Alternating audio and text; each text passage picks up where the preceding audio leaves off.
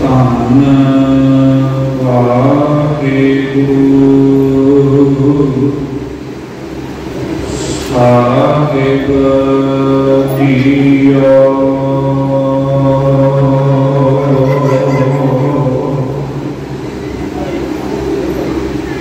ਗਗਨ ਦਮਾਨਾ ਪਾਜਿਓ ਵਾਰਿਓ ਨਿਸ਼ਾਨ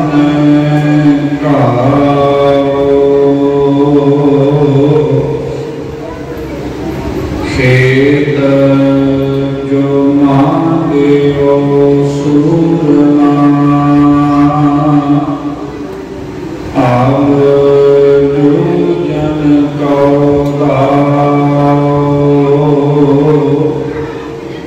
सूरा सो पहचानिए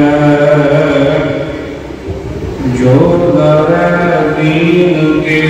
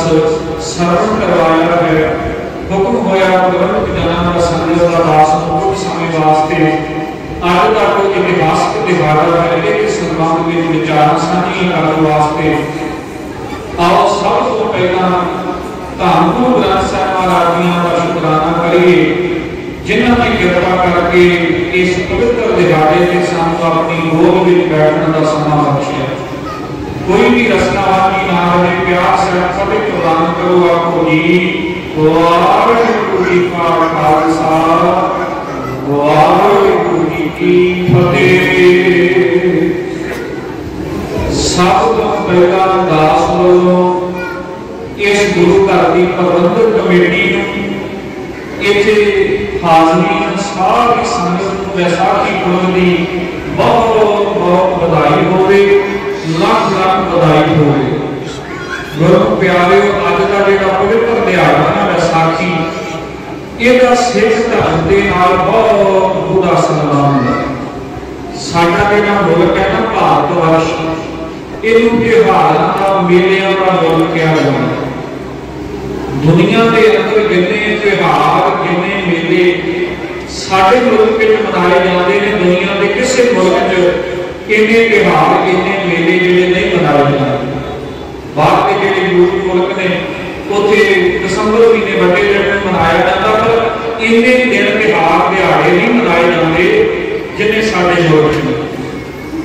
जो मैं बेनती करनी है कि साडे पूरे भारत वर्ष पूरे मुल्क में जिन्ने भी मेले जिन्ने भी त्योहार या जिन्ने भी बड़े बड़े दिहाड़े मनाए जाते हैं, उन्हां विचों केवल बैसाखी का पर्व ऐसा है, त्योहार कह लो मेला कह लो, एक ऐसा दिहाड़ा है जिसका खालसे नाल गूढ़ा संबंध है। बाकी दिन त्योहार में भी असीं शामिल होने क्योंकि भाईचारक साझ है, पर उन्हां नाल साडा कोई निजी गूढ़ा संबंध नहीं। जिवें आपां लोहड़ी मनाउने उहदे नाल भी खालसे का कोई गूढ़ा संबंध नहीं। होली मनाउने आ, दुशहरा मनाउने आ, दिवाली मनाउने आ, रखड़ पुन्नेआ मनाउने आ, ये सारे जिहड़े किसी होर दे धार्मिक दिहाड़े ने उन्हां नूं मुबारक है, पर खालसे का दिहाड़ा केवल बैसाखी है। कि धन गुरु ग्रंथ साहिब जी की पावन बाणी अंदर, क्योंकि अज वैसाख का महीना आरंभ होया, मैं बेनती करा वैसाखी का भाव है वैसाख महीने का पहला दिन, इहनूं वैसाखी कहा जाता है। ते गुरु ग्रंथ साहिब जी की बाणी च गुरु नानक साहिब जी का वचन है, नानक वैसाखी प्रभ भावै, सुरत शब्द मन माना। साडी वैसाखी मनाई हुई, साडा दिहाड़ा मनाया होया, उदों सफल होएगा, उदों साडा सेवा दिहाड़ा मनाया रब दे मन नूं चंगा लगेगा, जदों असीं अपनी सुरत विच गुरु दे शब्द नूं टिका लवांगे। जे ते आपां भी दूजे मेलियां वांग मौज मेला वेख के रौनकां वेख के प्रसादा पानी छक के चले गए, जीवन में कोई बदलाव ना आया, कोई गुरु के उपदेश के धारनी ना बने, तो फिर महाराज कहते ये साडा दिहाड़ा मनाया भी गुरु नूं परवाह नहीं होनी। नानक वैसाखी प्रभ भावै, उदों रब नूं चंगी लगेगी विसाखी साडी मनाई, सुरत शब्द मन माना। जदों साडी सुरत विच गुरु का शब्द वस जाएगा, ते शब्द नाल जुड़न लई जदों साडा मन तैयार होएगा, फिर ये दिहाड़ा मनाया होया भागण वाला होएगा।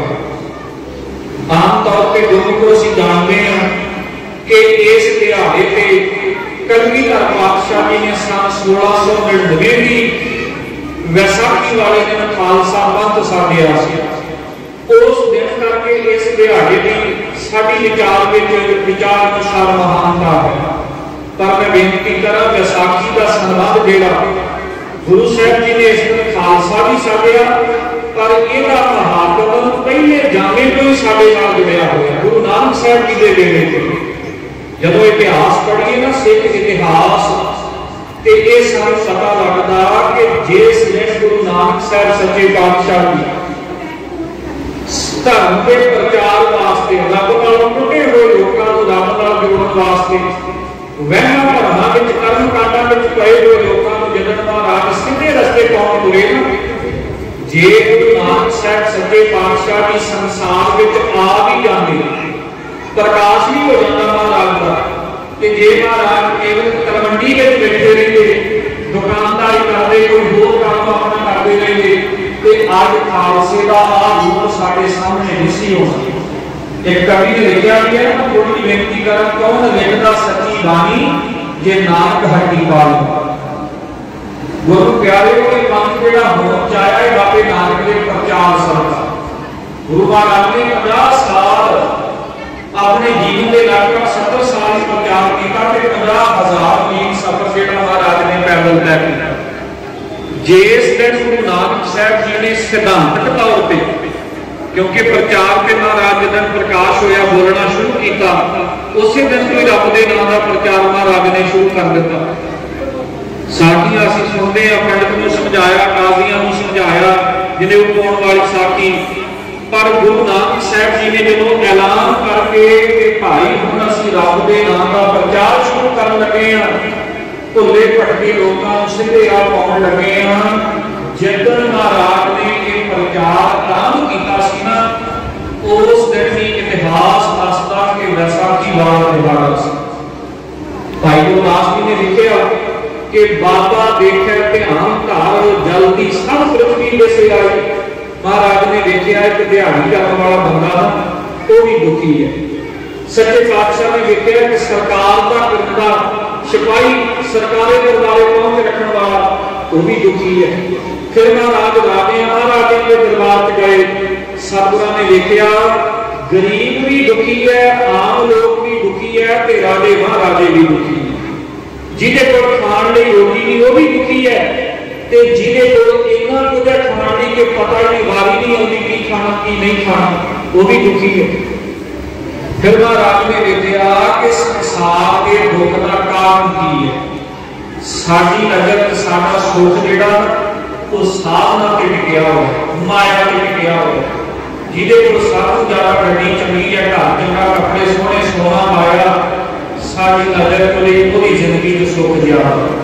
ते जिहड़ा दिहाड़ी लाउंदा पाटे कपड़े पाए, खाण नूं रोटी नहीं, साडी नजर तो दुखी है। पर जे कई बार नेड़े होके देखो ना, हो सकता जितना दुख महलों में रहने वाले, गड्डी में घूमने वाले नूं ਉਹਦੇ ਨਾਲੋਂ ਡੇਰੀ ਲਾਉਣ ਵਾਲਾ, ਰਕਸ਼ਾ ਚਲਾਉਣ ਵਾਲਾ ਕਿਤੇ ਜ਼ਿਆਦਾ ਘਰ ਦੁਖੀ ਹੋ। ਬਾਬੇ ਨੇ ਦੇਖਿਆ ਦੁੱਖ ਦਾ ਕਾਰਨ ਕੀ ਹੈ, ਤੇ ਮਹਾਰਾਜ ਨੇ ਉਹਦਾ ਨਿਚੋੜ ਕੱਢਿਆ। ਗੁਰਬਾਣੀ ਦੀ ਸ਼ਬਦ ਹੈ, ਦੁੱਖ ਤਦੇ ਜਾਂ ਵਿਸਰ ਜਾਏ।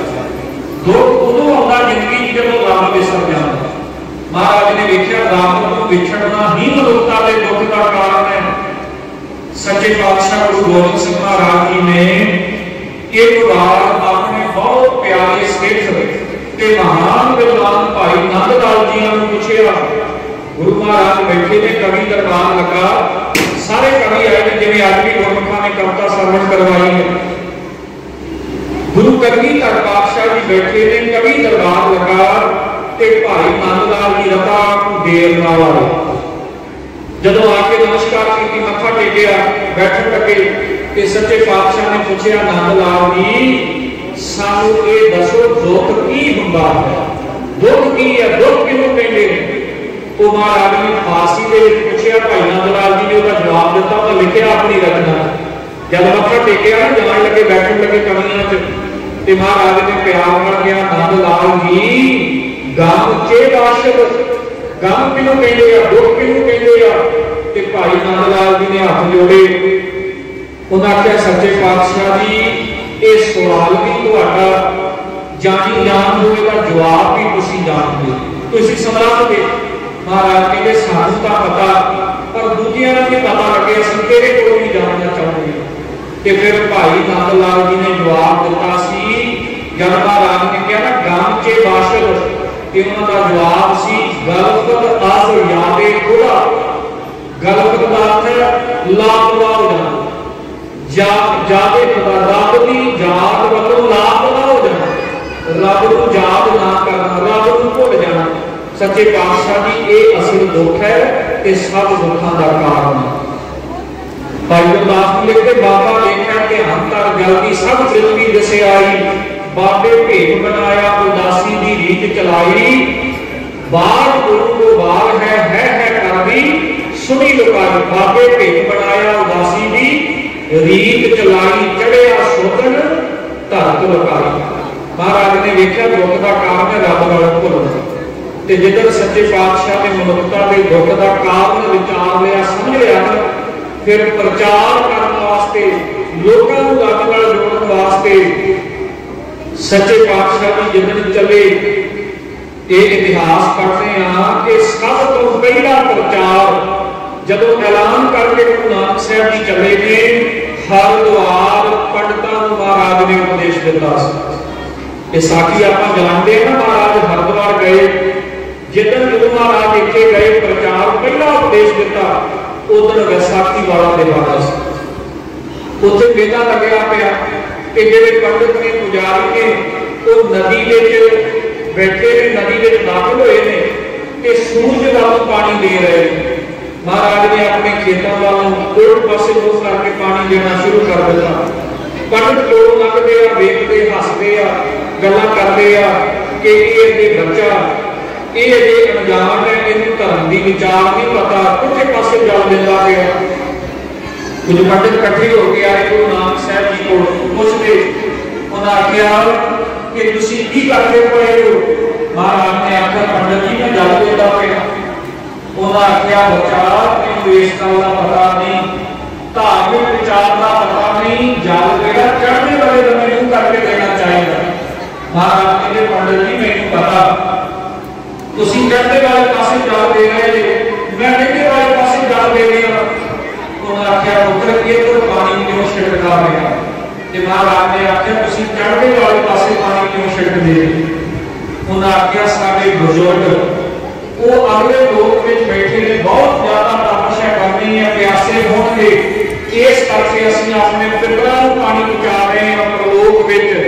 महाराज कहते तुसीं पितरां नूं पहुंचा रहे थे ते मैं अपने खेतां नूं पानी पहुंचा रहा। तो सारे पंडित हस के कहण लगे कि तुहाडे खेत इथों बहुत दूर ने, तुहाडा पानी तुहाडे खेतां तक नहीं पहुंचना। ते धन गुरु नानक साहब जी ने फिर जवाब दिता हस के। महाराज कहते पंडित जी मेरे खेत इतों 100-150 किलोमीटर दूर होंगे, 100-150 मील होंगे, ते जिस सूरज नूं तुसीं पानी दे रहे जी वो तां लाखां किलोमीटर दूर है। जे तुहाडा लाखां मील दूर पानी पहुंच सकता ते मेरा कुछ सैकड़े मील दूर पानी क्यों नहीं पहुंच सकता? फिर महाराज ने दलील नाल समझाया, उन्हां पंडितां नूं समझ आई, उन्हां नूं रब दे राह हो रहे। जिद्दण ने पहला उपदेश दिता विसाखी वाला दिहाड़ा सी, गुरमुखो गुरु अमरदास महाराज गुरु अंगद साहब जी जिद्दण करतारपुर आए, गुरु नानक साहब जी के पहले दिन दर्शन हुए, उस दिन भी विसाखी वाला दिहाड़ा सी। धन गुरु अमरदास महाराज जब गुरु बने ने, गोइंदवाल साहिब ये नगर गुरु अमरदास जी ने दूसरे पातशाह गुरु अंगद साहब जी के हुक्म नाल वसाया है। जिधर नगर वस गया, आप जनता गद्दी ते विराजमान हुए, इलाके दीयां संगतां ने साफ पानी वास्ते महाराज नूं बेनती की। गुरु साहब जी ने इत्थे एक बौली बनवाई, कई साल लगे तैयार होंदे हैं। कि जब सारी बौली तैयार हो गई ना, कारीगर बुलाए सन जिहड़े, उन्हां नूं जिन्नी डुंगियाई जिन्ना महाराज ने नाम दस्सिया सी उन्हां ने बना दित्ती बौली, पर धरती दे हेठां तो जल नहीं प्राप्त होया। संगत भी बड़ी उदास है, महाराज ने भी बड़ी मेहनत की, सिखा ने भी बड़ी सेवा की, पर जल फिर नहीं मिलिया। फिर जो कारीगर सन उन्होंने मोहरी सिखा को दसिया कि असीं बहुत मेहनत की है, बौली तैयार है, पर हेठां इहदे तल विच एक वड्डा पत्थर है, उस पत्थर ने पानी को रोकिया होया, ते वो पत्थर बड़ा वड्डा तोड़ना बड़ा औखा सी, बड़ा यतन कर लिया, पर वो पत्थर देना वो कण देना टुटदा नहीं पिया। गुरु अमरदास जी को दसिया गया, सच्चे पातशाह जी ने अरदास की देग बना के, ते फिर सेवकां नूं नाल लैके उस कण नूं तोड़न दा यतन कीता। जिदन वो कार्य टुटा, संगत नूं लोड़ बंदा नूं जल प्राप्त होया, उस दिन भी बैसाखी वाला दिहाड़ा सी।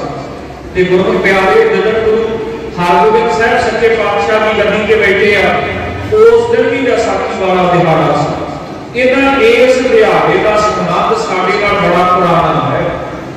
गुरु को खालसे ने जन्म ही खालसे का बैसाखी वाले दिन होया। अज के समय में जलियांवाले बाग का साका तो सानू सारियां नूं याद, किवें जनरल डायर ने साडे पंजाबियां नूं, साडे भरावां नूं, निहत्थियां नूं गोलियां की भेट चढ़ा दिता। जिस दिन ये साका वापरिया, उस दिन भी बैसाखी वाला दिहाड़ा सी। कलगीधर पातशाह जी ने इस दिहाड़े को पवित्र जान के, इसकी महानता इतिहास नाल इसका पूरा संबंध है।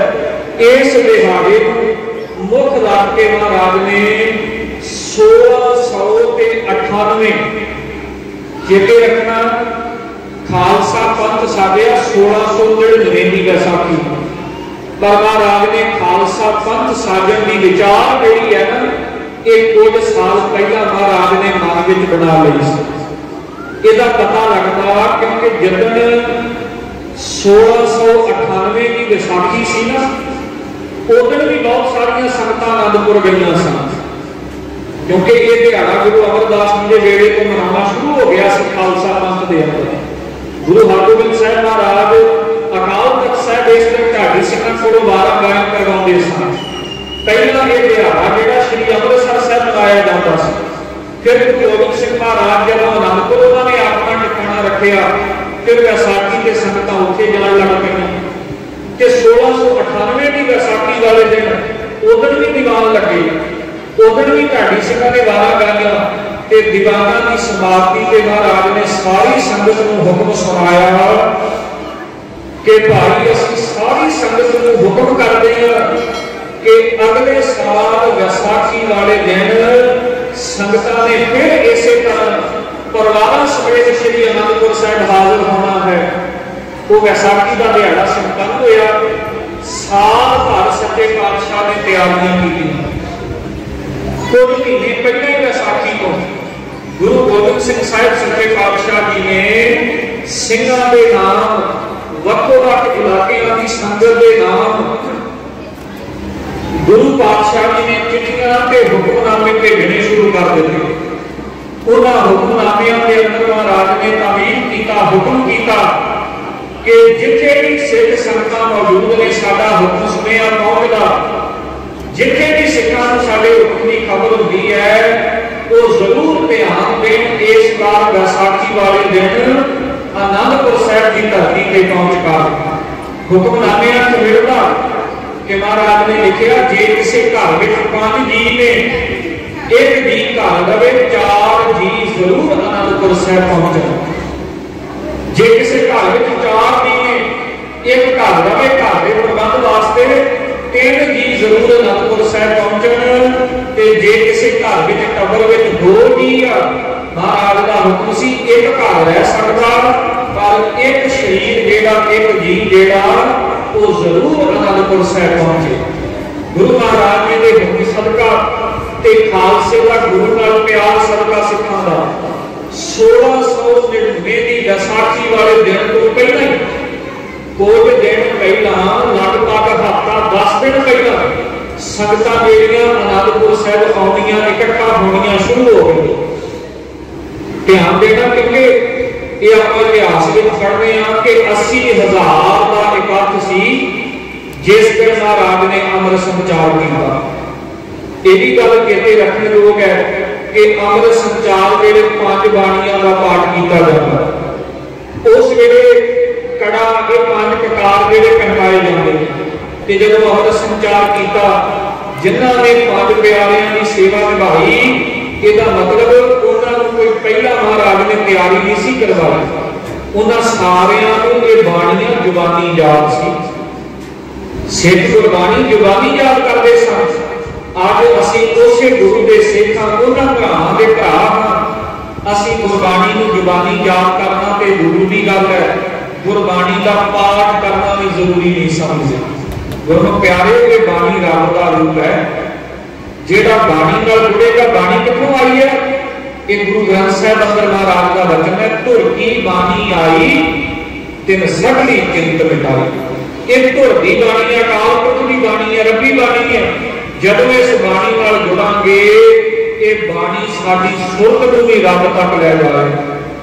रब नाल शरीर भी रब तक पहुंच सकता, ना इन्हां अखां नाल रब नूं वेख सकते हैं, ना इन्हां हत्थां नाल रब दा हत्थ फड़ सकते हैं। साडी सुरत रब तक पहुंचती है ते गुरबाणी साडी सुरत नूं रब तक लैके जाती है, धुर तक लैके जाती है। मेरी बेनती है जिथे आपां होर दिहाड़े बनाउने आ, होर सेवा करते हैं, उत्थे गुरबाणी का भी वध तो वध प्रचार करिए, आप भी बाणी पढ़िए, बच्चों को होरां नूं भी पढ़ाइए। ये बहुत बड़ी सेवा, बहुत बड़ा पुण्य है। ते नाल आपां यतन करिए गुरबाणी याद भी करिए, जुबानी भी याद होनी चाहिए। इस दिहाड़े तो पहला जो खालसा साजे आ 2-2.5 हफ्ते पहला संगतां आनंदपुर आउणियां शुरू हो गई ते भारी गिनती में जथेबंदन संगतां आ रही, जदों इस गल का पता पहाड़ी राजियां नूं लगा, उन्होंने मन च भी डर पैदा होया, उन्होंने मन च भी चिंता आई कि महाराज पता नहीं की करके लगे इन्ने सिखां नूं बुला रहे हैं। इस गल का पता गुजरां नूं रंगड़ां नूं उन्होंने भी लगा, उन्होंने मन च भी डर होया कि यह खबर जिहड़ी है सरकार तक भी पहुंची, ये खबर वजीर खान तक भी पहुंची, ते ये खबर दिल्ली के बादशाह औरंगजेब तक भी पहुंची कि इस बार बैसाखी वाले दिन पता नहीं की गल है, गुरु गोबिंद सिंह ने सारी सिख कौम को आनंदपुर बुलाया है, सारे के ध्यान इस पासे ने। अज भी किसी सिखा ने समागम करना होवे ना ते सरकारों का एजेंसियों का ध्यान होगा की करना, की समागम कर रहे हैं। दरबार साहब कोई भी समागम लाना ना, बहुत सारे बंदे सरकार के भी होंगे। उस वेले भी जदों दिल्ली की सरकार को पता लगा कि गुरु गोबिंद सिंह महाराज सारी सिख संगत को आनंदपुर बुला रहे हैं, उन्होंने कुछ खुफिया जानकारी देने वाले सूर्य वो पहला ही गुरु महाराज जी की फौज में भी रहते, आनंदपुर भी रहते। जब इस गल का पता लगा, वजीर खान ने भी अपने खुफिया बंदे जानकारी देने वाले भेजे, औरंगजेब ने भी अपने होर जेडे सिपाही सी उन्होंने सिखा के भेष में सिख बना के आनंदपुर भेजा कि खबर दो महाराज की कर लगे। संगत के रहने का प्रबंध खालसा साडिया कोई छोटा समागम नहीं सी। अज आधुनिक समा है, इन्नी डिवेलपमेंट है, इन्ने साधन ने आवाजाही के बैठने वास्ते, पक्की थां रहने वास्ते सरावां होटल बने, पर गुरमुख प्यारे जब महाराज ने 400 साल पहला खालसा साजिया, 350-400 साल पहला, उदों इन्ने प्रबंध नहीं सी। बड़ी मेहनत करनी पई, संगत ने रहना नहीं है, प्रसादा भी छकना, स्नान पानी नहीं करना, 70-80 हज़ार का प्रबंध करना। अज साल बाद एक समागम करना पैंदा, जिवें आपां करदे पए 500-700 हज़ार बंदा आना होगा, ते कितने दिन लगदे आ। असीं प्रसाद लैके चले जाना, बुलारियां ने भी बोल के चले जाना, पर एक प्रबंधकां नूं प्रधान जी सैकटरी साहब नाम कदे पुछ लैना कि कितना समा लगता है सारी तैयारी करने वास्ते। 200-400 बंदे के समागम वास्ते कितना समा लगता कि जब 80,000 का इकट्ठ होवे, किन्ने उत्ते प्रसादा बनाने वाले, किन्ने उत्ते स्नान पानी की सेवा करने वाले सिंह होंगे। ये सारा प्रबंध किया पहाड़ी राजियां के बंदे, वजीर खान के, औरंगजेब के भी विच ने। सारा कुछ जब तैयार हो गया, जिदन वैसाखी वाला दिहाड़ा आया 1699 सच्चे पातशाह जी ने उस दिन एक विशेष दीवान वास्ते एक स्टेज जिदा का उस समय प्रबंध सी, महाराज ने प्रबंध किया, क्योंकि उस वेले लाउड स्पीकर माइक नहीं समझते, इस करके भारी कट में आवाज दूर तक जाए, उच्ची स्टेज लाई गई ताकि दूर तक खलोतियां सारियां स्टेज से खलोता, ताबिया ते खलोता कोई भी सिख गुरु साहब की साफ दिखाई दे ते महाराज की आवाज उन्हां तक जाए। विशेष दीवान लाने वास्ते स्टेज लाई गई, एक वखरा तंबू भी लाया गया। धन गुरु गोबिंद सिंह महाराज अमृत वेले रोज स्नान करते हैं, उस दिन भी मर्यादा अनुसार स्नान करके सच्चे पातशाह जी धन गुरु ग्रंथ साहिब महाराज की हजूरी च बैठे। जब महाराज सवेर हुई ना, दिन चढ़िया, संगतां भी आके दीवार में बैठन लग पईआं। सब तो पहला इतिहास दसदा चंगी तरह पढ़िए कि महाराज ने उस दिन जपजी साहिब का पाठ किया। वो करते अज संगती रूप में आप महाराज ने पाठ किया। फिर आसा की वार का कीर्तन होया, जब खालसा साजिया, खालसे की नींह महाराज ने बाणी की आधार पर रखी है। उस दिन भी सब तो पहला जपजी साहिब का पाठ, आसा की वार का कीर्तन, अरदास बेनती हुई है, ते फिर महाराज के हुक्मनामे तो बाद कलगीधर पातशाह जी ने एक शमशीर जी है वो अपने सज्जे हाथ में पकड़ी है। भरे पंडाल सजे हुए दीवान में उच्ची जगह स्टेज पे खलो के सच्चे पातशाह ने जोर के नाल आवाजा देता संगत को हुक्म सुनाया है कि भाई अज गुरु नानक दे घर नूं एक शीश की लोड़ है ਕਿਹੜਾ ਸਿੱਖ है ਜਿਹੜਾ अपना शीश भेटा करेगा। इत्थे मैं ये भी बेनती करदा, कई कथा वाले प्रचारक विखारी वीर उन्होंने मुगालता एक भुलेखा लग्या। उन्होंने ये भी लिखा कि जब महाराज ने यदा शीश मंगया तो बहुत सारे सिख जिहड़े कटार चों उठ के दौड़ गए। गुरमुख जिहड़ा गुरु नाल प्यार ना करे, गुरु की अपना आप मार ना सकता होवे, वो गुरु का सच्चा सिख नहीं हो सकता। अज के समय में भी भावें बरकाठी है, जिथे भी किसी गुरु महाराज की गल आती है, जेडे बंदे कभी गुरुद्वारे नहीं ना गए वो भी गुरु की आपा वास्ते लिए तैयार हो जाते हैं। जब आप शहनशाह कलगीधर गुरु गोबिंद सिंह महाराज इस संसार हो तो कोई सिख हो सकता जो महाराज को पिट दे के भजे।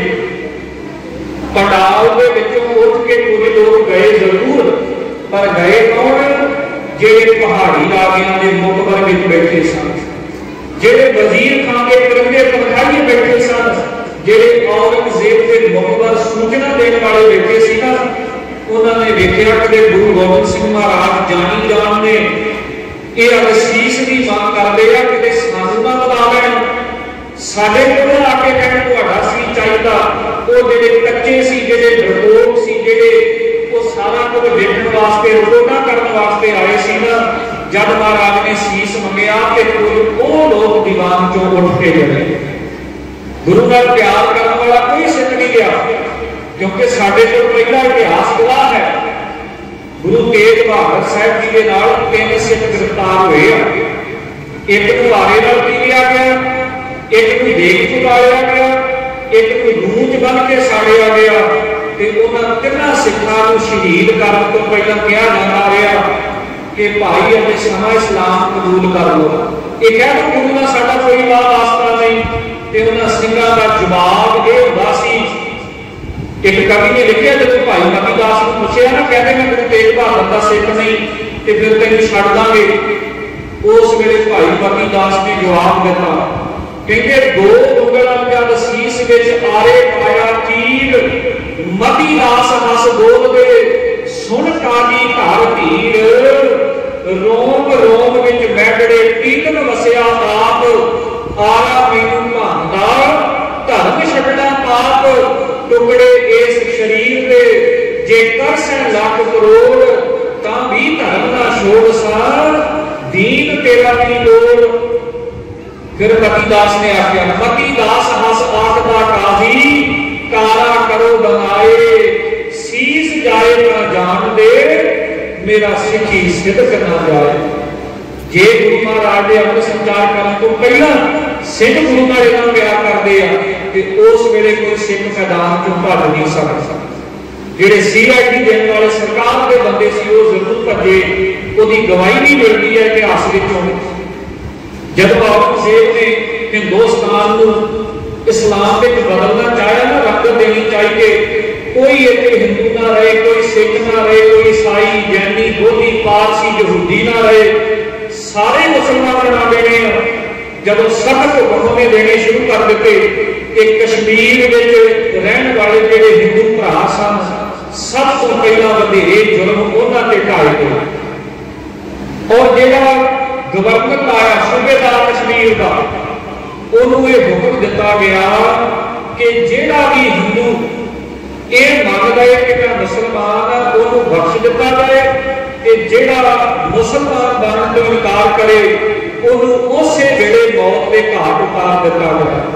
हज़ारां हिंदू भरावां का कत्ल किया गया। मुगलिया फौज ने आप भी ला सके कश्मीर के, फिर वो वीर भरा गुरु तेग बहादुर साहब जी को गए। पर कुछ ऐसे भी सन जेडे कच्चे सन, वो मुगलिया हुकूमत के सामने झुक भी गए। उन्होंने एक पंडित तो मुगलिया हुकूमत के कहते डरदा कह लो किसी बस तो मुसलमान बन गया। उन्होंने जब आबे हयात उन्होंने अपनी मर्यादा करके मुसलमान बनाया, उसका नाम रखा अब्दुल दुरानी। औरंगजेब के दरबार में पेश किया गया ताकि बाकियां को दसिया जाए, भाई तुहाडा एक बंदा मुसलमान बना लिया, हुण तुसीं भी सारे बन गए। उन्होंने औरंगजेब के दरबार में पेश किया गया, सवाल जवाब हुए, तो बड़ा सियाना विद्वान सी। फिर औरंगजेब का बड़ा शैतानी मन सी, ਉਹਦੇ ਮਨ ਚ ਵਿਚਾਰ ਆਈ ਕਿ ਇਹ ਇੱਥੋਂ ਦਾ ਰਹਿਣ ਵਾਲਾ असली मुसलमान नहीं है, पंजाबी बोलता, भारतीय भाषा जानता, पहरावा भी ਇਹਦਾ ਇਦਾਂ ਦਾ। ਉਹਨੇ ਉਹਦੀ ਡਿਊਟੀ ਲਾਈ ਕਿ ਤੂੰ आनंदपुर साहब चला जा के ਉੱਥੇ ਸਿੱਖਾਂ ਦੇ ਨਾਲ ਰਹਿ, ਫੌਜ ਚ ਭਰਤੀ ਹੋ, ਗੁਰੂ ਦਾ ਵਿਸ਼ਵਾਸ ਜਿੱਤ ਤੇ ਜੋ ਉੱਥੇ ਦੀ ਜਾਣਕਾਰੀ ਹੈ ਉਹ ਸਾਨੂੰ ਭੇਜ। ਜਦੋਂ ਅੰਮ੍ਰਿਤ ਸੰਚਾਰ ਕੀਤਾ ਖਾਲਸਾ ਸਾਗਿਆ, उदन ये वीर अब्दुल दुरानी भी उस 80,000 के कट में बैठा, ये महाराज को गुरु साहब जी की जानकारी सिखा की उत्थे भेजदा रही ते जदन अंम੍ਰਿਤ संचार किया ना उदन भी अब्दुल दुरानी ने एक चिट्ठी औरंगजेब को लिखी, पर उस चिट्ठी विच उन्हें गुरु महाराज जी की वडियाई बयान की।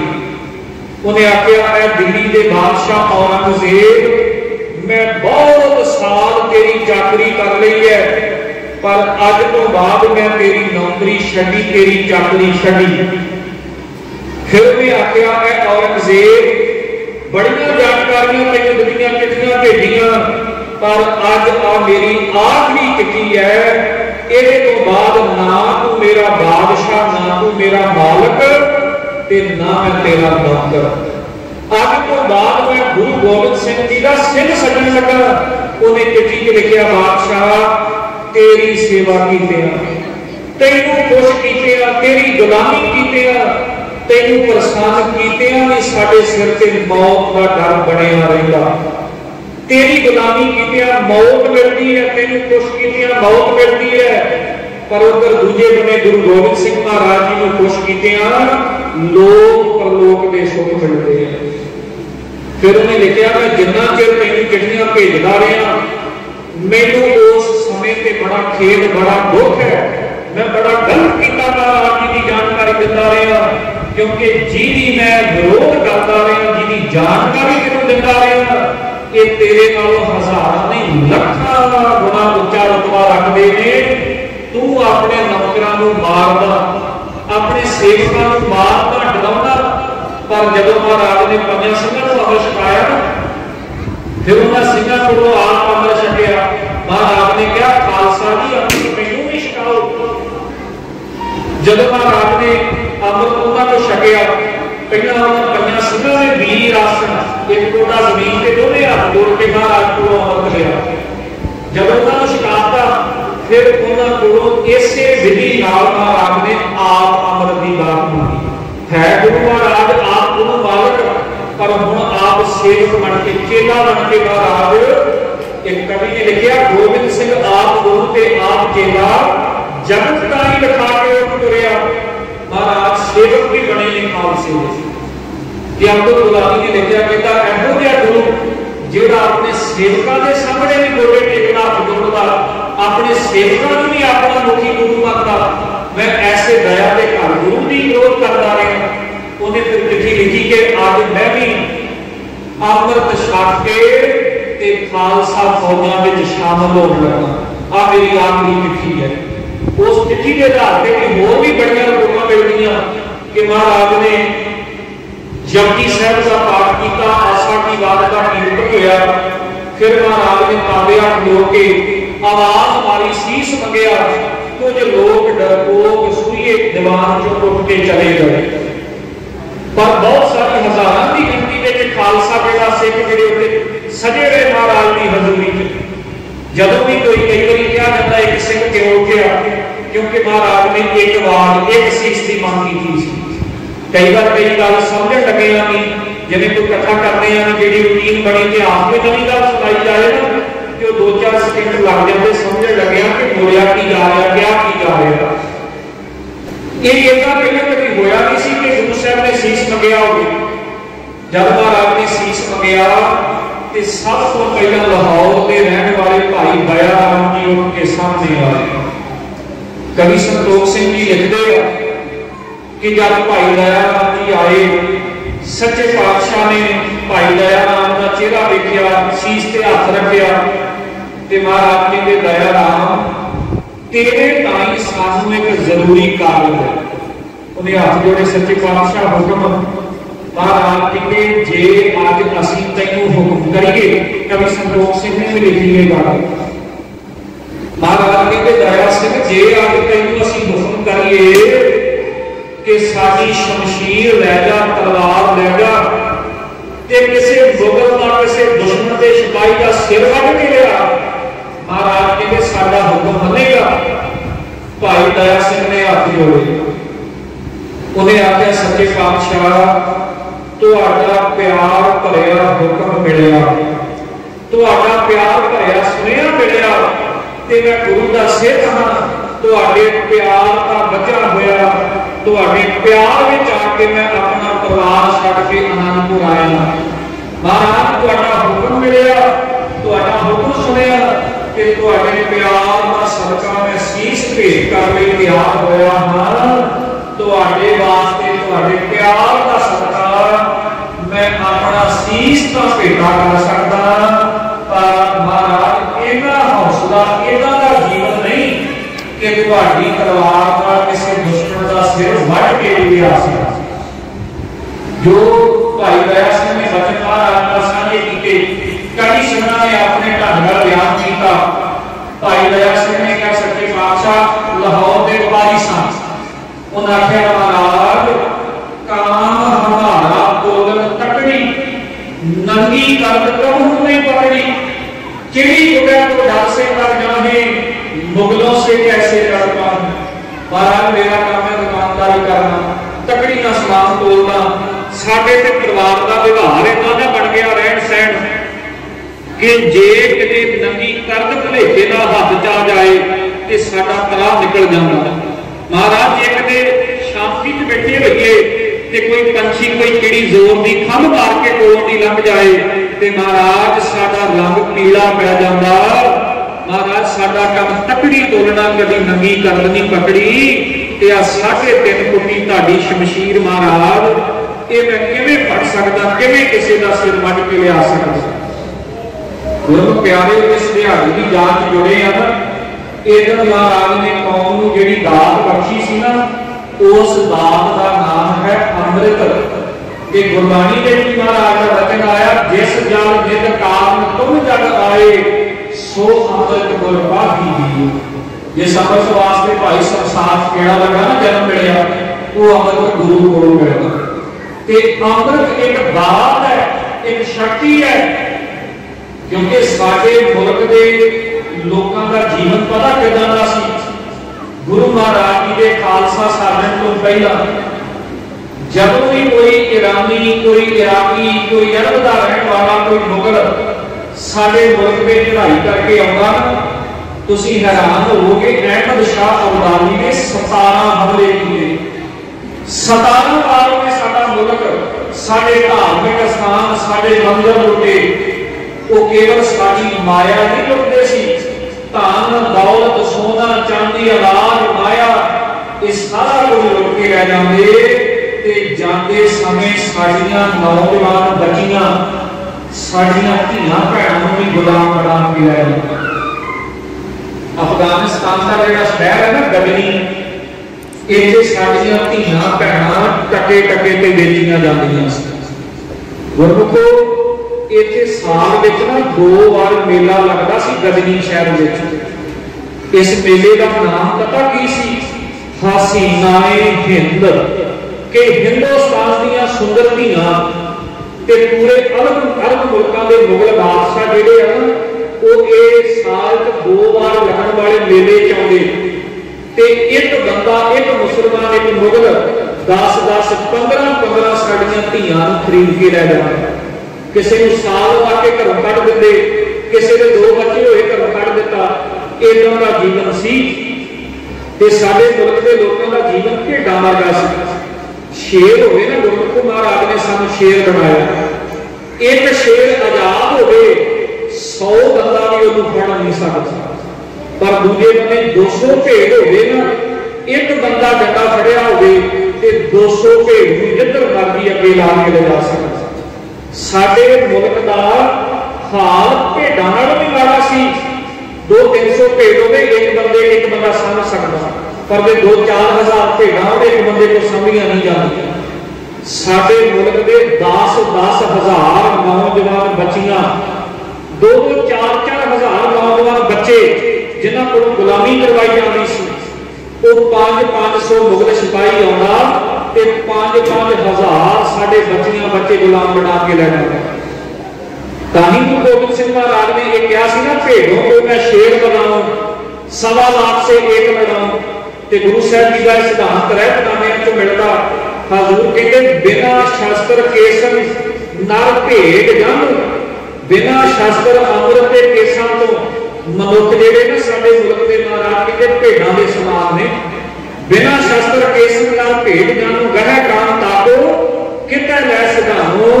गुरमुख प्यारे जदों अरब अरब के हमलावर आउंदे, बार बार उन्होंने हमले किए, लुटिया, ते उन्होंने हमलिਆਂ ਦਾ साडे मुल्क के लोगों को सुभाव बन गया।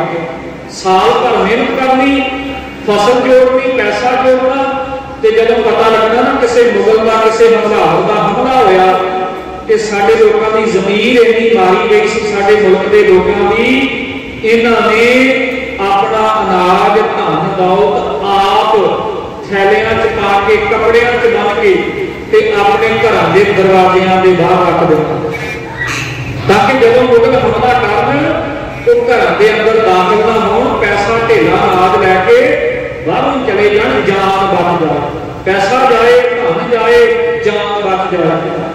फिर इदां दा समा भी आया कि साडे मुल्क के लोग जदों पता लग्या किसी मुगल का किसी अरब के रहने वाले का हमला हो गया, जिथे साडे मुल्क के लोगों ने अपना धन दरवाजियां के बाहर रखना, अनाज दरवाजियां के बाहर रख देना, गंढा बन के सोना चांदी बाहर रख देना। यह भी इतिहास में जिक्र आता कि साडे मुल्क के वसनीक लोग अपनियां नौजवान बच्चियां भी दरवाजियां के बाहर बिठा देते सन, ताकि जब मुगल हमला करन तो धन दौलत लै लैन, जवान बच्ची भी लै लैन, बाकी जी बच जान। अपनियां बच्चियां की इज्जत बचाउण दे भी समर्थ नहीं सी, पर गुरमुख प्यारे जेड़ी ताकत ने सानू अपनियां बच्चियां उन्हां मुगलां कोलों छुड़ा के वापस लियाउण दे समर्थ बनाया, अपनियां बच्चियां की इज्जत रखण दे समर्थ बनाया, दूजियां दीयां धीआं भैणां की इज्जत बचाउण दे समर्थ बनाया। उस ताकत का नाम है अमृत। कवि सिंह बोलते पे सन बड़ी प्यारी कविता, एक बड़ी प्यारी कविता कवियों के महान कवि सरदार चरण सिंह जी सफरी उन्होंने लिखी हुई है। उसका नाम भी उन्होंने रखा अमृत की शक्ति। गुरमुख प्यारे जो हिंदुस्तान का रूप है ना, ये जे कदे महाराज खालसा ना साहब से अमृत ना बख्शिश करते ते अज साडे मुल्क का इदां दा रूप नहीं सी होना। अज ना साडे गुरुद्वारे होने सी, ना साडे मंदिर होने सी, ना साडे गिरजे होने सी। अज मसीतां होणियां सी, अल्लाहू अकबर ही सारे करदे होना सी। चरण सिंह सफरी जी लिखते ने कहते अमृत एक ऐसी ताकत है जिन्हें साडे मुल्क की किस्मत बदल के रख दी, साडा जीवन बदल के रख दिता ते उन्हां मुगलां दे मूंह मोड़ दिते जिहड़े साडे मुल्क दा धन दौलत लुट के लैके जांदे सन। चरण सिंह सफरी जी लिखते सच्चे पातशाह कलगियां वाले पातशाह तेरे खंडे बाटे अमृत भी दाता का सीर ते आ रही है, सिक्की नूं खत्म करेंदी होई हर कुटल हुकूमत हारी है, पर भारत दे विच हारी नहीं, सिंघां दा पलड़ा भारी है। वारी सिर सिंघो सीस देवो, सतगुर ने तेग उभारी है, एक सिंह सभा विच टूक पिया, हर वारी मेरी वारी है। जेड़े मौत तो डरदे धीआं भी उन्होंने हवाले कर दिंदे सी ना, उन्हां लोकां नूं अमर छका के महाराज ने मर्द सूरमे बनाया। ते इतिहास की साखी पढ़ते हैं, जदों बाबा बंदा सिंह बहादुर ने गिरफ्तार किया ना बड़ी गुरदास नंगल तो, ते 270 सिंह जिंदे गिरफ्तार किए। जब वो जत्था लैके बाबे नूं हाथी ते बिठा के पिंजरे च कोई मुगल सिपाही नेड़े पहरा देने को राजी नहीं सी हुंदा, डरदे सन किसी बंदे बहादुर ने पिंजरा तोड़ दिता ते सब तो पहला साडा गाटा लाएगा, भजदे सन। फिर सुमंद खान नूं यह हुक्म देना पिया फौज नूं कि जेड़ा बाबे बंदे बहादुर के पिंजरे वालों भजेगा उन्होंने मैं आप मौत के घाट उतारांगा। फिर बाबा बंदा बहादुर जी के गल लग उन्होंने पैरों च बेड़ियां हथां विच हथकड़ियां ते गल विच भारा लोहे का कड़ा संगल पाया गया ताकि उन्होंने झुकाया जाके दुखी किया जा सके। फिर उन्होंने लक नाल लोहे का संगल बना गया जिहदे नाल दो मुगल सिपाही एक पासे ते दो मुगल सिपाही एक पासे बने गए। 270 सिंह जींदियां का जत्था जदों लाहौर नूं तुरिया ते लाहौर कुछ महीने रुक के जदों ये जत्था पहुंचे लाहौर रुकण तो बाद दिल्ली नूं तुरिया ना उस वेले समुद्र थां ते जकरिया खां ने विचार बढ़ाई कि जे इहदा सिंहां दा जत्था 200 बंदा दिल्ली लैके गए ते सारे मुल्क ने देखना बादशाह के सामने पेश करांगे ते बादशाह भी साडी कोई कोई करेगा कि भाई 200-250 सिंहां नूं फड़न वास्ते तुसीं 8-9 महीने घेरा पाई रखिया। उन्होंने रस्ते च कई बेदोशे नौजवान सिंहां नूं गिरफ्तार कर लिया। उन्होंने एक जलंधर के नेड़े रहने वाले नौजवान जिसकी उम्र 17 साल लगभग लिखी है उसका नाम इतिहास कहता करतार सिंह। जब सिंहां का जत्था लग रहा सी ना ते सिंहां की हालत देख के उस बच्चे के अंदर भी अमृतधारी बच्चा सी उसके अंदर भी इतना जोश आया कि लाल लश्कर के सामने खलो के राह रोक के खलो गया। उन्होंने उल्ट नारे मार लग पिया मुगल सिपाहियों ने भी गिरफ्तार कर लिया। दिल्ली बादशाह के सामने पेश किया गया ते जदों 700 सिंहां नूं शहीद किया गया उस नौजवान बच्चे नूं भी उहदे विच शहीद किया गया ते गुरमुख बख्शी बादशाह जिहड़ा ना उन्हें 2 सैयद भरावां दी मदद नाल हिंदुस्तान दा तख्त लिया सी ते जिहड़ा वड्डा सैयद सी ना अब्दुल्ला उहनूं वड्डा वजीर बनाया सी ते उस अब्दुल्ले दा एक वजीर सी उहदा एक मुंशी सी रतन चंद का नाम से जलंधर का रहने वाला। जब नौजवान बच्चे को गिरफ्तार किया उसका ब्याह अजे थोड़े दिन हुए ने उसके ब्याह हुए उसकी मां अपनी नूह लैके उस रतन चंद के कोल गई। उन्हें अब्दुल्ले तक पहुंच की ते अब्दुल्ले ने बादशाह तक मां की फरियाद पहुंचाई। मां ने कहा मेरा पुत्र सिख नहीं है इनू तुहाडियां फौजां ने भुलेखे नाल पकड़ लिया। गुरमुखो मां का रोना उस नौजवान नव विआही बच्ची का रोना सुन के पत्थर दिल बादशाह सुरक्षित का भी मन बिगड़ गया। उन्हें चिट्ठी लिखी कि आ चिट्ठी जाके मेरे कोतवाल नूं दे दे जलाल नूं तेरा बच्चा रिहा किया जाएगा। चिट्ठी के ऊपर लिखा सी कि जे इस मां के बच्चे को पूछा जाए पुत्र नूं जे वो कहे मैं सिख नहीं ते उहनूं आजाद छड्ड दिता जाए।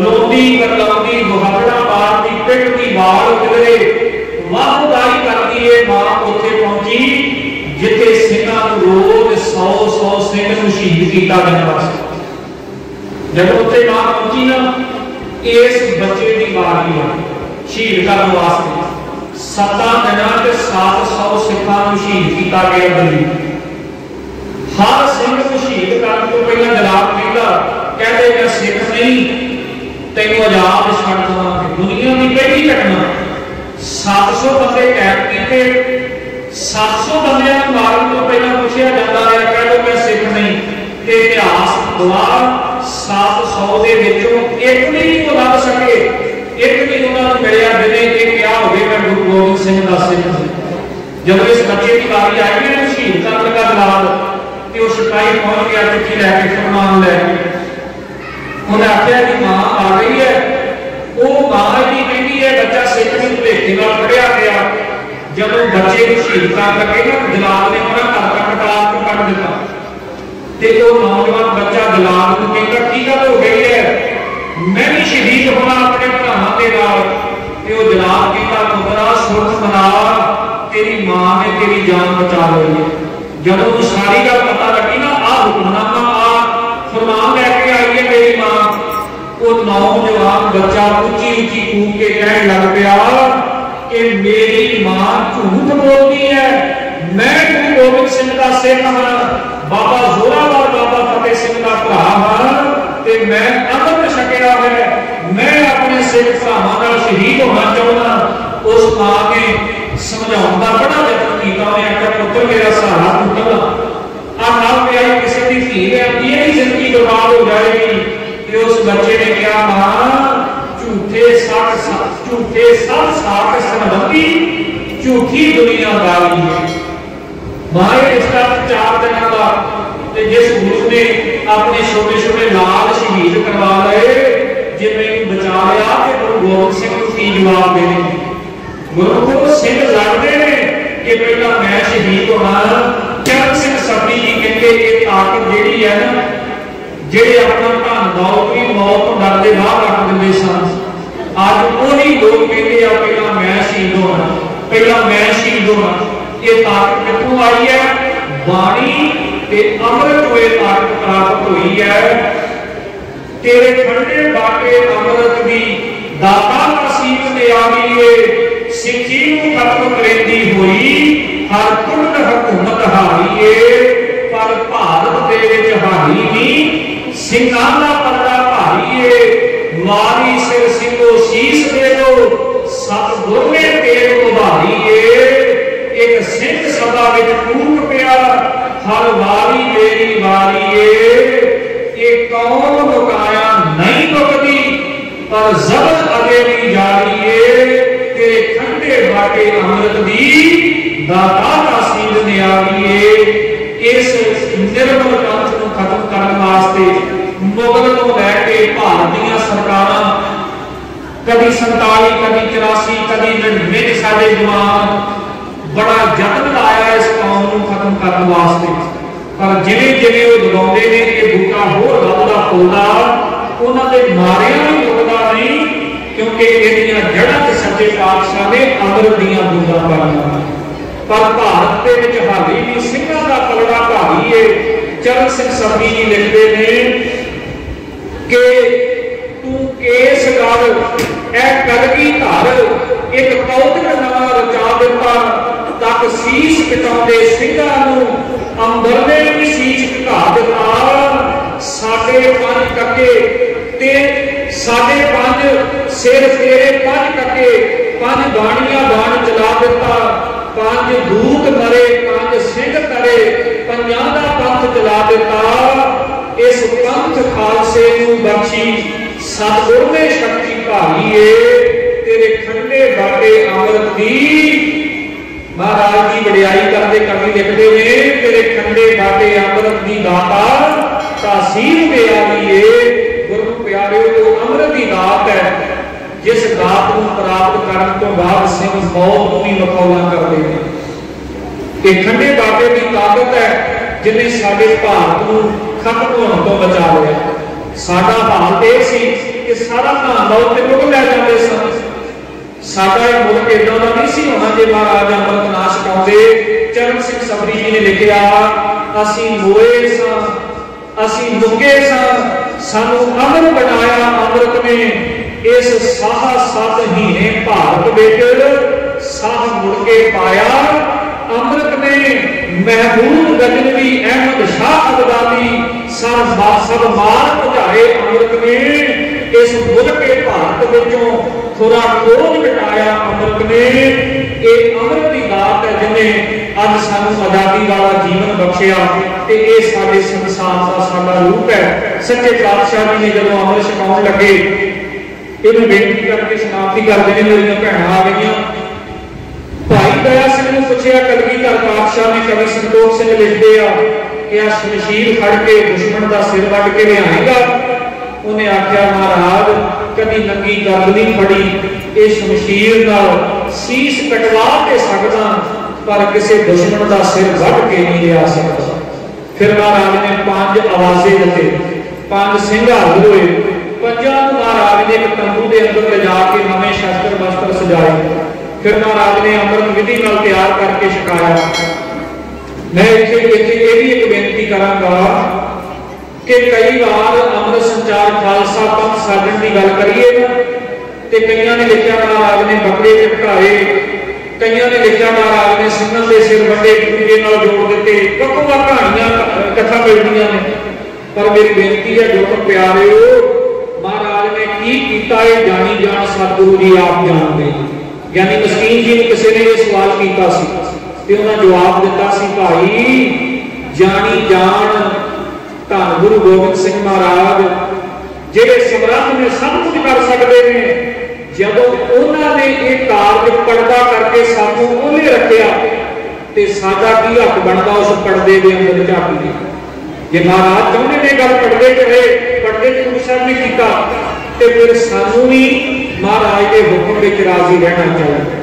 जे चाहते जो भी किया महाराज सामने कर सकते, पर हजूर ने पर्दा लाया, वो अंदर ले जाके सिंह तैयार करके लिया, की किया की समझाया ये महाराज आप जानते हैं।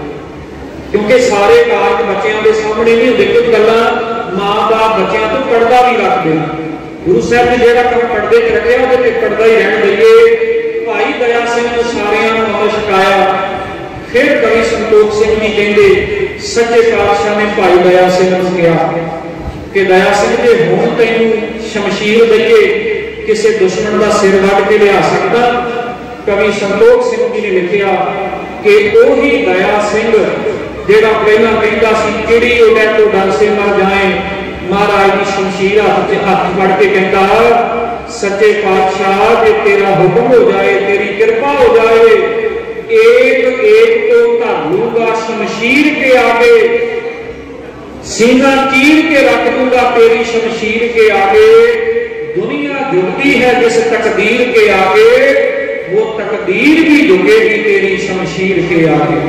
महाराज सारी दुनिया झुका सकदा तेरी इस दिती हुई ताकत नाल। गुरमुख प्यारे फिर महाराज ने आप ही अमर छकाया ते नाल गुरु साहब ने खालसे नूं रहत भी दसी कि जेड़ा अमृतधारी खालसा होएगा ओदे आ गुण होणगे। अमृत छक के यात्रा पा के कोई सिख आ शुभ कर्म नहीं ना करता, जो बड़ियां कबरां की पूजा करता तो समझ लो ओदे ते अजे अमृत का असर नहीं होया। जिहड़ी रहत महाराज ने खालसे की दसी ना, वो महाराज की बाणी च दर्ज है सवाइयां च। हजूर ने कहा जागत जोत जपै निस बासुर, साडा खालसा किरत की पूजा भी करेगा, करते भी पूजा करेगा। इस गल को समझना किरत की है। आ बिल्डिंग बनाई है ना, जिन्हें बनाई है वो इसका करता बनाने वाला, ते जो भी बनाया एक किरत है। रब तो इलावा सारा संसार रब की किरत है। बाणी पढ़ने आप ही ने आप साजो, आप ही ने रचे नाम कोई कुदरत साथ के कर आसन जिको चाहो, ये सारा कुछ रब की किरत है। किरत नाल प्यार करना, किरत विचों सीखना, पर पूजा किरत की नहीं करनी, करते भी करनी है। ना बड़ियां कबरां की, ना देहधारियां की। गुरु ग्रंथ साहिब जी तो इलावा किसी को मत्था नहीं टेकना, रब तो इलावा किसी भी खालसे ने पूजा नहीं करनी। जागत जोत जपै निस बासुर, एक बिना कौन नैट ना आने। नैट का मतलब है थोड़ा जिहा। रब तो इलावा किसी के भी प्रति रब वाला भरोसा थोड़ा जिहा भी सिख मन च नहीं लैके आउंदा। अगे लिखते ने तीरथ दान दया तब संजम, एक बिना मैं एक पछानै, पूर्ण जोत जगै घट मैं, तब खालस ताहे निखालस जानै। खालसा उदों कहलाएगा जदों रब के नाम की जोत इहदे अंदर जग जाए। और भी बड़ियां रहतां महाराज ने दसियां। गुरु साहब ने हुक्म किया, जो सिंघां ने रहत खानियां विच लिखिया कि उठा हुक्का चरस तमाकू, गांजा टोटी ताड़ी खाकू, इनकी ओर न कबहू देखै, रहतवान सो सिंह वसेखै। उठा हुक्का चरस तमाकू गांजा टोटी ताड़ी, ये सारे नशे वाली चीजा। भाव सिख ने प्रसादे को इलावा कोई नशा नहीं रखा, ना बीड़ी का, ना भंग का, ना तंबाकू का, ना शराब का, ना अजकल के मॉडर्न नशे। फिर सिंह नूं महाराज ने हुक्म किया खालसे नूं कि 5 ऐड जेड़े आ, पार नारी जुआ हम व्याख्या नहीं करनी, हौली हौली बोल के दस देना क्योंकि समा नहीं। पार नारी जुआ असत, असत का मतलब है झूठ। सिख ने झूठ भी नहीं बोलना हमेशा के, पर कई बार शर्म की गात्रा पाया होगा, दाड़ा भी प्रकाश है, तो निक्कियां निक्कियां गल्लां ते झूठ बोलते हैं 10-10 रुपये के मुफाद वास्ते। पार नारी जुआ असत चोरी, एक काम भी नहीं सिख ने करना। मदरा, मदरा कहते शराब। पर नारी जुआ सत चोरी मदरा जान, 5 ऐड जह जगत में, तजै सुसिंग पछाण, जिहड़ा इन्हां बुराइयां तो बचदा वो गुरु का खालसा है।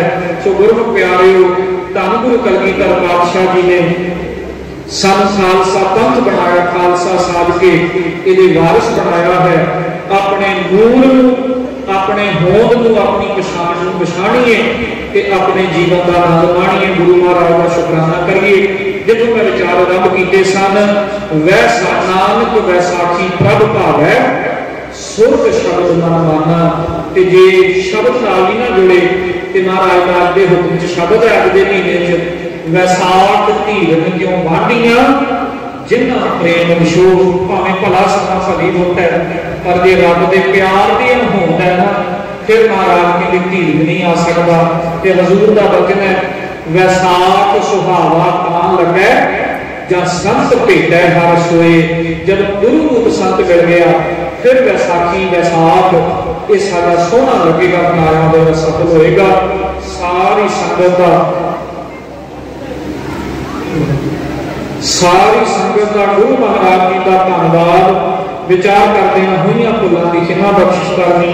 बहुत सारिया विचार साझिया करने मन सी, पर समय का जो ध्यान रखना पैदा भैन मेरी आदमियों ने इस गुरु घर की प्रबंधक कमेटी का, क्योंकि वीर राजिंदर सिंह जी जिन्होंने हुक्म करके दर्शन करवाए, उन्होंने भी धन्यवाद। बहुत प्यारी रूह ने वो मैंने आउंदे दस रहे सन कि लगभग 100 साल के करीब हो चलिया इस दिहाड़े में इस गुरु घर की प्रबंधक कमेटी को इस इलाके की संगत वालों मनाते हैं।